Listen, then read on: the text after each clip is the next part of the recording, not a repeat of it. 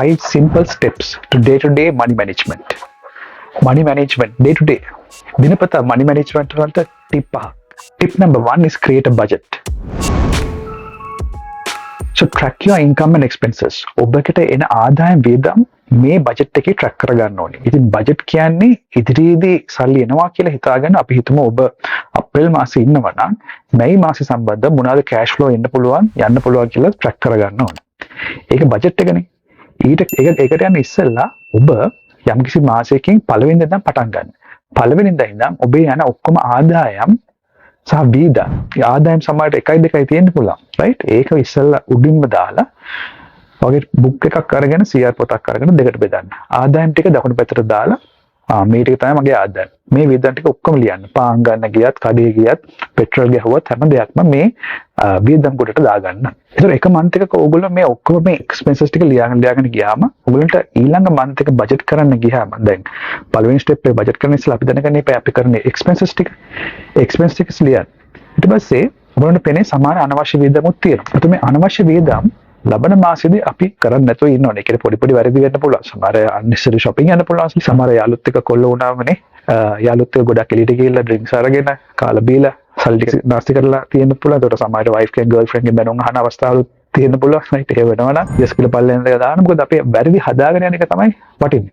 ඒක අපි හිතමු අප්‍රේල් මාසෙ කියලා ගත්තොත් අපි හිතමු ඔබ මැයි මාසෙ ඉඳන් පටන් ගන්නවා නම් මැයි මාසෙ ඔබ හදන්න බජට් එකක්. හරි. ඔබේ මේ ආදායම් මෙච්චරයි තියෙන්නේ. ඔබේ වියදම් මොනවටද වියදම් කරන්න කියලා essential expenses ටික විතරක් target කරන spend කරන. right? ඒක තමයි creating a budget කියලා හඳුන්වන්නේ. ඉතින් අපි හැමෝම කැමති financial freedom එක ළඟා කරගන්න. ඔබත් financial freedom එක ළඟා කරගන්න කැමති නම් පල්ලෙන් comment එකක් දාන්න financial freedom කියලා. හැබැයි financial freedom එක ළඟා කරගන්න අපි අනිවාර්යෙන් financial discipline කියන එක ඇති කරගන්න ඕනේ. ඉතින් මේ financial discipline එක ඇති කරගන්න අනිවාර්යෙන්ම මේ tips 5 money management සම්බන්ධව ඔබ කළ යුතුයි. ඒ කළ යුත්තේ ඇයි? right? ඔබ සල්ලි ටික හරියට මැනේජ් කරගන්න ඉගෙන ගන්න නැතුව සල්ලි අතට එන්න පටන් ගත්තොත් ඔබේ සල්ලි ටික ඔටෝමැටිකලි දිය වෙලා යන්න පුළුවන්. ඒ හින්දා තමයි මේක වැදගත් වෙන්නේ. 5 simple steps to day to day money management. Tip number 2, automate saving. ඔබ සතයක්වත් ඉතුරු කරන්නේ නැති පුද්ගලෙක් නම් මේක තමයි secret එක. ඔබ මාසික පඩියක් ලබා ගන්නවා නම් ඒ මාසික පඩිය අපි හිතමු 30 වෙනිදා බැංක් ගිණුමට එනවා. ඔබ කල යුත්තේ bank account number 2 කියන එක open කරන එක. ඊට පස්සේ අර ඉස්සල්ලාම බැංකු ගිණුමට සල්ලි වැටෙන බැංකු ගිණුම තියෙනවානේ ඒකෙන් ස්ටෑන්ඩින් ඕඩර් එකක් බැංකුවට ගිහලා අහන්න ස්ටෑන්ඩින් ඕඩර් එකක් කරන්න ඕනේ කියලා ඔබේ පඩියෙන් අඩුම ගානේ 10%ක් අර සෙකන්ඩ් බැංක් account එකට දාන්න ස්ටෑන්ඩින් ඕඩර් එකක් ගන්න.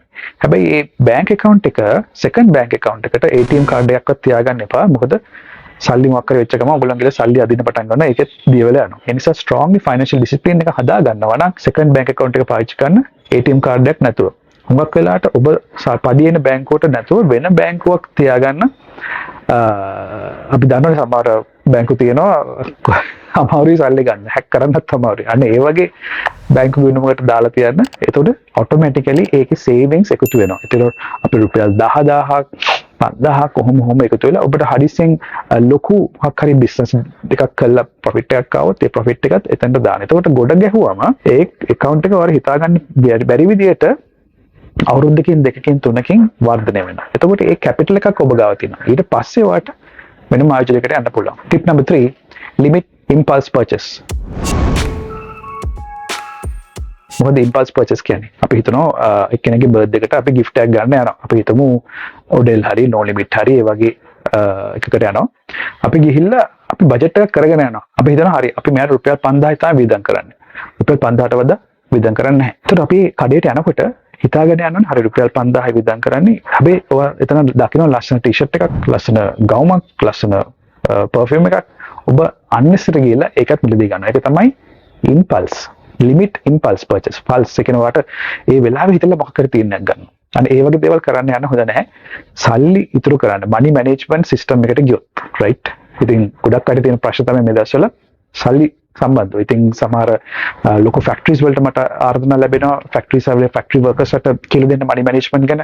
ඒ නිසා ඕගොල්ලන්ට මම කියන දේ තමයි ඉස්සෙල්ලා මනි මැනේජ්මන්ට් එක හරියට හදාගමු. ඊට පස්සේ අපි අර අපේ ආදායම් කියන ගේම් එකට යන්න වෙනවා. මොකද රටේ උද්දමනය වැඩි, හැම දෙයක්ම ගණන් වැඩි. මේ රුපියල් 5000ක් කරන් අපි ඒ දවස්වල කල්ට ගිහලා බඩුව අරන් ආවා. දැන් රුපියල් 5000කින් එහෙම ලොකු ප්‍රමාණයක් බඩුව අරන් එන්න බෑ. ඉතින් කොහොමද අපි මේක පාලනය කරගන්නේ? ඉතින් මේ වීඩියෝ එක මම හිතනවා ඔයගලන්ට උදව් වෙයි කියලා මම හිතනවා. Tip number 4, track your spending. අපි මුලදී කතා කරා බජට් එකක් හදාගන්න කියලා. ඒ බජට් එක හදාගන්නත් එක්ක මේ track your spending කියන එක හුඟක් වැදගත්. දැන් පළවෙනි එක කළා තමයි මෙතනට එන්න ඕනේ. එතකොට මේ හතරවෙනි එකෙන් කියන්නේ track your spending. දැන් අපි බජට් එකක් හදලා actual එනවනේ. එතකොට අපේ බජට් එක අපි හිතමු හරි travelling වලට රුපියල් 10000යි මේක කරා. හැබැයි travelling වලට 20000ක් ගිලා තියෙනවා. කෑම වලට 20000යි බජට් කියලා තිබ්බේ. හැබැයි 60000ක් ගිලා තියෙනවා. ඒ වගේ බලන්න ඕනේ මේ expenditure වලට ඇතුලේ මොනවද වෙලා තියෙන්නේ කියලා. මම කිව්වා වගේ අනවශ්‍ය දේවල් අරන් තියනවද? ඒ වගේම ඔගේ පවුලේ කවුරු හරි අනවශ්‍ය විදිහට නාස්ති කරනවද? අනවශ්‍ය දේවල් වලට කෑම විසි කරනවද? අනවශ්‍ය විදිහට බඩු අරගෙන ඒවා පාවිච්චි කරන්න නැතුව තියනවද? එක්ක කල්ලිකුත් වෙනවද? අන්න මෙහෙම දේවල් හොඳටම manage කරගන්නවා. ඒකනේ money management කියලා theory එකක් තියෙන්නේ. ඒ නිසා track your expenditures. මේ හතර ගියන් පස්සේ 5th tip එක තමයි plan for emergencies. මේ පස්වෙනි එකත් කරන්න ඕනේ මේ 1 2 3 4 කළා. ඉතින් මේ 1 2 3 4 කළා මාස 6කට පස්සේ ඔයා emergency fund එකක් හදා ගන්න ඕනේ. tip number 5, create emergency fund.